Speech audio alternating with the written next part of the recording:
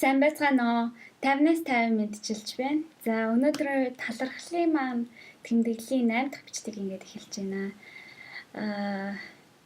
Талархах зүйлс гэвэл их олон байна. Ганцхныг нь ярина гэхээр бас сонгоход заримдаа хэцүү байх юм. Тэгээд миний хувьд өнөөдөр би Монгол эмэгтэй хүн болж төрсөндөө их баярлж байна. Яагаад вэ гэхээр одоо Монголд бол эмэгтэйчүүдийн байр суурь бол нийгэмд эзлэх хувь одоо эдийн засагт шийдвэр гаргах хүч чадал нь бол их байдаг.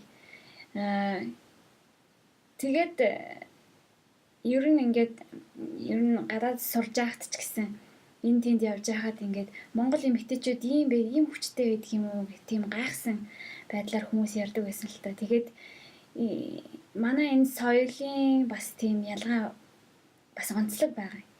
Эмэгтэйчүүд нь орон гэрээ авч явдаг тий. Тэгээд яг цаг үеийн хөгжлөөрөө ч гэсэн ерөнхийдөө бол голлох үүргийг эмэгтэйчүүд гүйцэтгэдэг. Тэгээд тэр олон эмэгтэйчүүдийн нэг нь байхдаа би баяртай байна.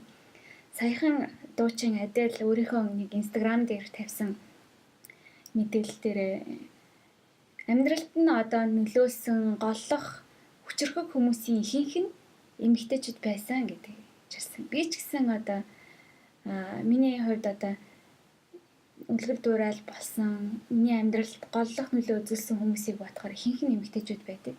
Тийм учраас би Монгол эмэгтэй хүн байгаадаа талархаж байна.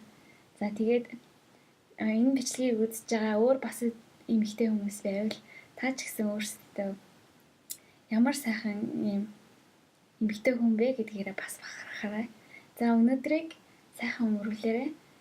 50 амьдралыг Монголдо дараа уулзтлаа баяртай.